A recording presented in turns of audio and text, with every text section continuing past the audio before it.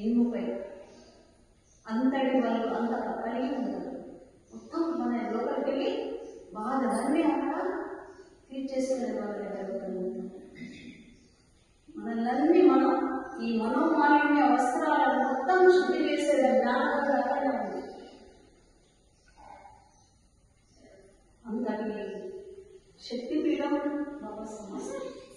అంతటి శుద్ధతోటి పోవాలి, అంతఃకరణ శుద్ధి, నిష్కల్మషమైన భక్తితో పోవాలి. అంతటి సమస్య.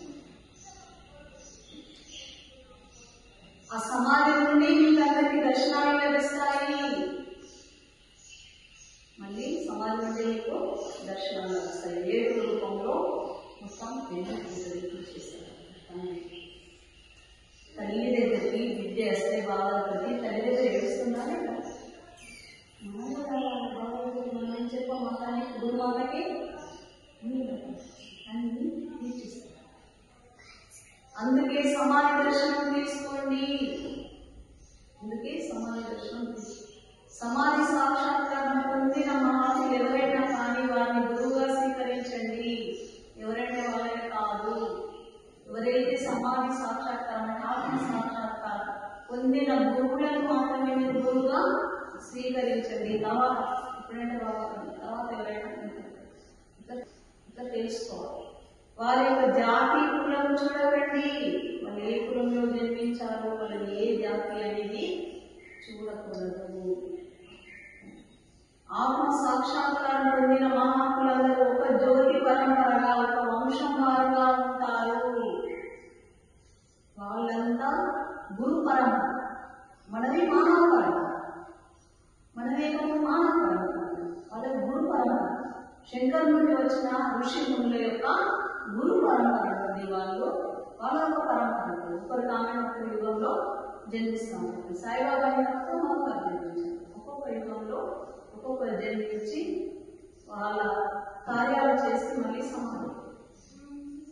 అంతేకాని ఒక వంశం నుండి వచ్చిన వారు గురువులు కాదు. ఇది ఆస్తి పంచడం కాదు, నా వంశం వాళ్ళే కాదు. గురువులు ఎలా ఉన్నాయి? ఆత్మ సాక్షాత్కారం పొంది సమాధి బుద్ధి దర్శనమైన వాళ్ళు మాత్రమే గురువు అర్హుడు. ఇతరులకు అది లేదు. వాళ్ళని స్వీకరించకండి అంటున్నాడు బాబా. తెలుసుకోండి. అనగా శంకర్ నుండి మొదట కాబట్టి తుకుడోజీ మహారాజ్ వరకు వీరందరూ కూడా ఒక జాతి వారే.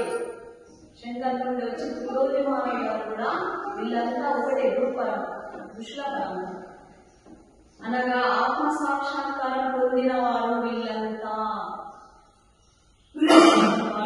వాళ్ళు ప్రకాశమై వెలిగి మళ్ళీ ప్రకాశమై ఉంటారు. మనము పంచతత్వాల్లో లీనమైపోతాం. కానీ వాళ్ళు జ్యోతిలో ఉంటారు. ఎక్కడికైనా వెళ్ళగలరు, మళ్ళీ అవతరించగలరు. వాళ్ళు ఇచ్చా మరణం, ఇచ్చా జన్మ. వాళ్ళు మళ్ళీ జన్మించాలనుకుంటే జన్మిస్తారు. మనం అలాగే వచ్చాము. కానీ వారు చేసిన కార్యాలు వేరు, మనం చేసే కార్యాలు వేరు కావడం వల్ల మనము మనుషులమైనాము, వారు మహాత్ములైనారు. మనము మనుషులమే, వారి మనుషుల ఆకారం వల్ల వచ్చారు. కానీ వాళ్ళు చేసే కార్యాలు దైవ కార్యాలు. అజ్ఞానాలను సుజ్ఞానంగా చేస్తారు, అవగుణాలను దూరం చేస్తారు, సమాజంలో నడిపిస్తారు. ఇలా వాళ్ళు మహాత్ములే. మహా అంటే గొప్ప దివ్యాత్మ. మనం మనుషులము, మనుషుల పక్కన మహాత్మ, గొప్ప ఆత్మలు. ఈ జ్ఞానం మీరు ఎక్కడికి వెళ్ళినా దొరకదు. మీరు ఎక్కడ వెళ్ళినా ఈ జ్ఞానం దొరకదు. మహాత్ములు ఉన్న దగ్గరనే ఎంతో వినయంగా ఉండి వినాలి అని చెప్తున్నారు. మహాత్ముల వచనాలు ఎట్లా వినాలి? ఎంతో వినయంతో ఉంటేనే అక్కడ దొరుకుతుంది. ఏది నాకే తెలుసు, నేను గ్రంథాలు చదువుతా, నాకే మీద ఉన్నది అని అనుకుంటే నీకు దొరుకుతుంది. మనకు వినయంగా మనం స్వీకరించే వాళ్ళని ఇలా. కానీ నా దగ్గర అర్థం గురువు ఇస్తేనే ఉంటుంది. గురువు ఇవ్వకపోతే మన దగ్గర ఏం లేదు. ఖాళీ పాత్ర. ఈ ఖాళీ పాత్రలో మనం పెంచుకోవాలి. మహాత్ముల వచనాల ఆధారంగా నడుచుకుంటే చాలు, అదే భక్తి. వాళ్ళు ఏం చెప్పారు? మనం అదే ఆ వచనాలు ఇవ్వండి మనం అయితే అదే భక్తి అనబడుతుంది. భక్తి అంటే బాహ్య భక్తిగా చూపించేది, వస్త్రాలంకరణ, ఈ దుస్తులేను, ఈ కలరేను, ఇట్లా పెట్టు, అది భక్తి కాదు. నిర్మల మనసుతో ధ్యానం చేయండి, అంతర్భక్తి. అంతర్భక్తి చేయమంటున్నాం. బాహ్య భక్తి బాబది కాదు, బాహ్య పూజ కాదు.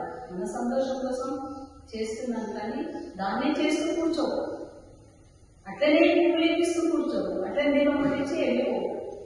ధ్యానం చేయండి. ఒక 5 నిమిషాలు పూజ చేసి అది సంతోషం కోసం చేస్తాము, మానసిక సంతోషం చేయాలి. పువ్వులు ఎక్కించాలి, మళ్ళీ 20 నిమిషాలు ధ్యానం. సద్గురు వచనాలు వేద వాక్కులుగా భావించి అమలులోకి తీసుకువచ్చే ప్రయత్నం చేయవారి నిజమైన శిష్యులు. బాబా శిష్యులు, నిజమైన శిష్యులు ఎవరు? నా వచనాలను వినాలి, వాళ్ళ జీవితంలో ఆచరణలోకి తీసుకురావాలి, వాళ్ళే నాకు నిజమైన శిష్యులు. నా వచనాలు విని పక్కకు పెట్టి మళ్ళీ నాది నేను చేస్తా అంటే నాకు వాళ్ళు నిజమైన శిష్యులు కాదు.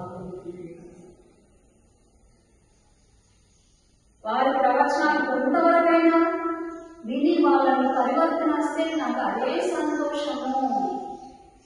మళ్ళీ చెప్తాను, వాళ్ళు కొద్దిగా ప్రవచనాలు విని వాళ్ళు ఇంత మార్పు వచ్చినప్పుడు నాకు ఎంతో సంతోషము. నేను సంతోషిస్తాను. వాళ్ళు మంచిగా అయితే వాళ్ళలో పరివర్తన వస్తే ఎంత చిన్నపిల్లలు చెప్పినట్టు మనకు తండ్రి చెప్తున్నట్టు